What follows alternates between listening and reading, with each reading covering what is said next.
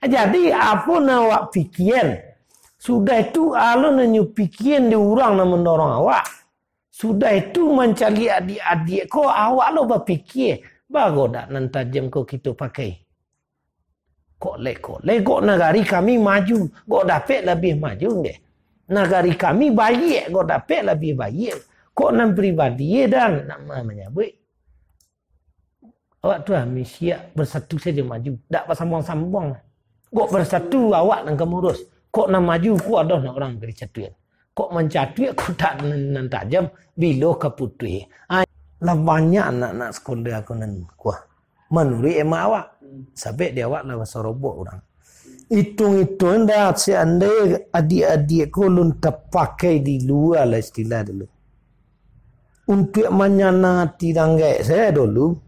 Terpakainya di negari apa dah. Lai rajin awak bertanya mudah-mudahan nak tahu. Tapi kalau masalah amanah tidak tertutup kau orang yang sekolah aja tak sekolah tu kalau itu awak yakin kalau percaya masyarakat kau awak dah berarti tu nalah mengecen awak sanggup walaupun kini awak mengecen ilmu terbatas cuma dihitung buat kau dah kalau masalah ilmu dah banyak nak lalok itu nang kau aja puik jadi siaran yang ingin di tu nalah siapapun kan tak lo bisa melarang awak tak lo kena awak pergi kemari ni akan sampai maju-maju mundur nak setor naik dak jadi itu gini dikaitu lah ikut jalan ni di awak dan harus awak tempuh bacalah ke milat awak tak bisa milat rancaklah waktu biasa sel lagi batiap niat lebrasiah.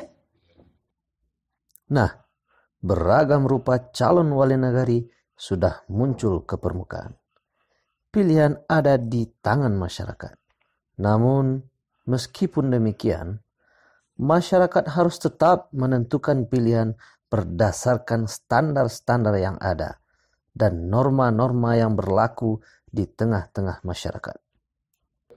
Ya, yang pertama jelas pemahaman dan penguasaan dia tentang pemerintahan itu. Ya, dia harus tahu fungsi pemerintahan itu apa, terutama di level nagari. Fungsi pelayanan publik di sana ada, fungsi pemberdayaan masyarakat di sana ada, fungsi pembangunan juga ada, apalagi dana desa dalam konteks pembangunan dan pemberdayaan. Dia harus tahu itu dulu gitu. Jadi jangan bayangkan uang yang besar itu bisa digunakan untuk yang lain, tidak, semua sudah diatur. Nah, untuk apa? Untuk 3 fungsi itu. Yang kedua, tentu integritas dirinya. Integritas dalam arti bahwa dia itu memang mengajukan diri itu punya track record etika, moral dan seterusnya itu baik gitu. Sehingga itu menjadi cerminan. Kita tahu di Sumatera Barat itu kan pemimpin itu kan teladan. Nah, kalau pemimpin itu tidak baik secara integritas, ya tentu orang tidak percaya.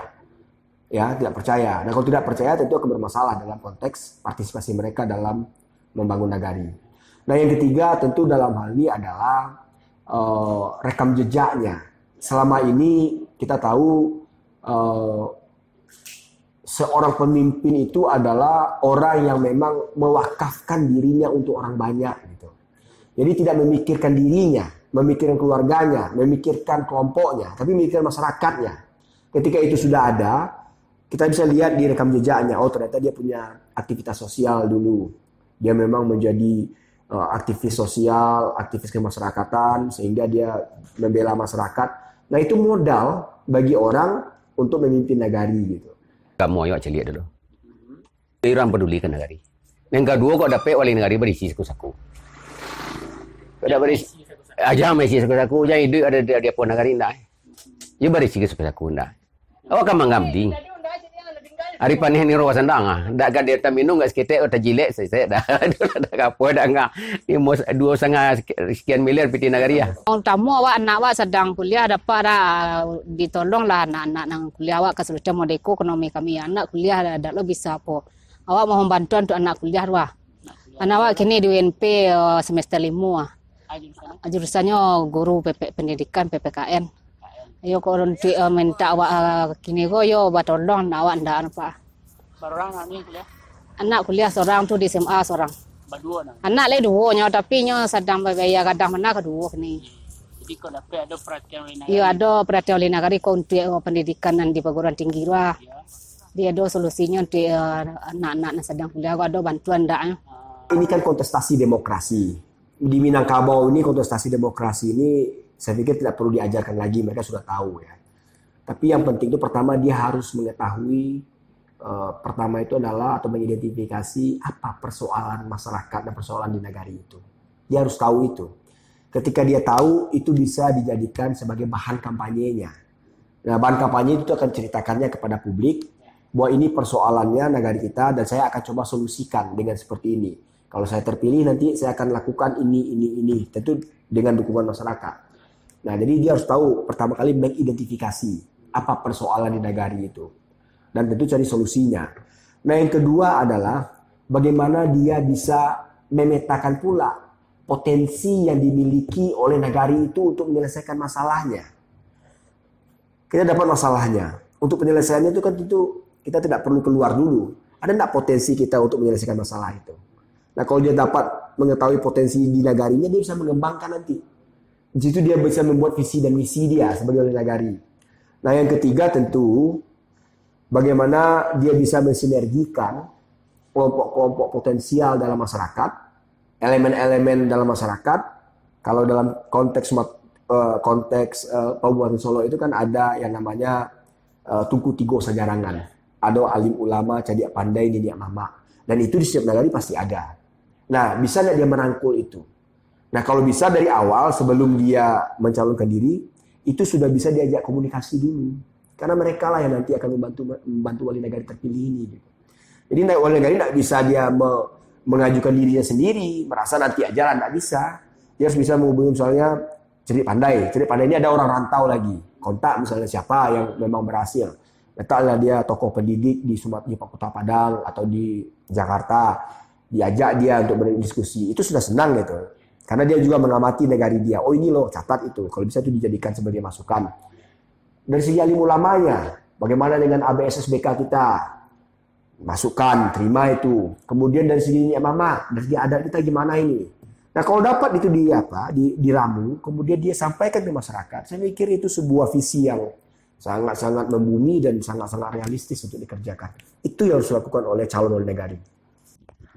Himbauan dari pemerintah Kabupaten Solo kepada peserta atau calon wali negara itu supaya pelaksanaan kampanye ini laksanakanlah secara serentak, laksanakanlah secara badusana, atau kita katakan ya secara persaudaraan di negara masing-masing.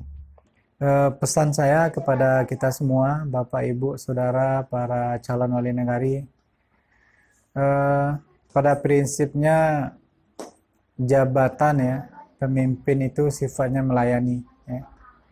Kalau Rasulullah mengatakan, angkatlah yang lemah di antaramu, maka dukunglah dia, bantulah dia, dia akan menjadi kuat.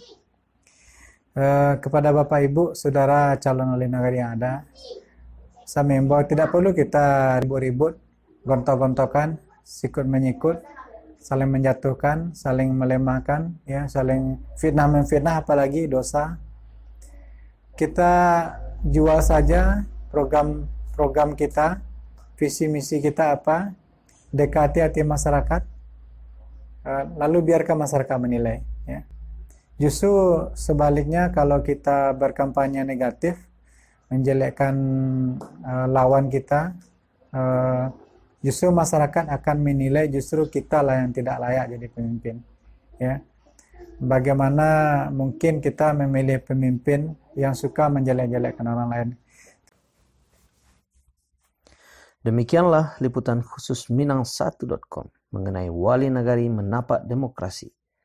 Semoga kita bisa mengambil pelajaran dari tayangan ini. Wali negari hanyalah sebuah jabatan administratif, tapi persatuan dan kesatuan adalah syarat mutlak berlangsungnya kehidupan masyarakat negari.